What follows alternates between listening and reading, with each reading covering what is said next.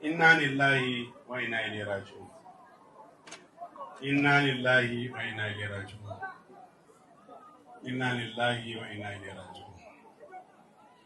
Today, with a very heavy heart, we are here in Mokwa to commiserate with the families of people who lost their lives in the flood disaster that happened last week.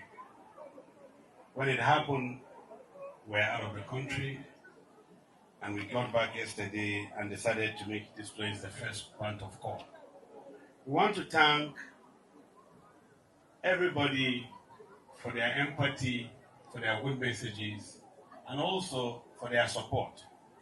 We have received tremendous support across the country, across the globe, from people, from agencies of government, NGOs, etc., to commiserate and to support the victim and their families.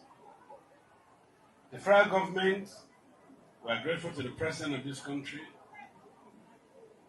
Bola Ahmed Tinubu, who was represented by the vice president, Kashim Shettima, where he sympathized with our situation and made a pledge of 2 billion naira for the settlement of the affected families.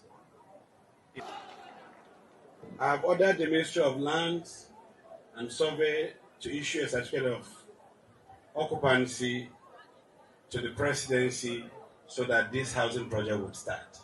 We'll provide the site and services accordingly as a government. Niger State government will dole out 1 billion naira to be given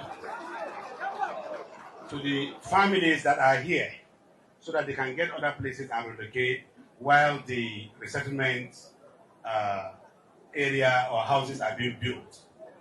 So the enumeration of people who are affected will be done. It's chaired by my deputy, and we'll dole out 1 billion naira. And we have a lot of food we have brought out from the stores.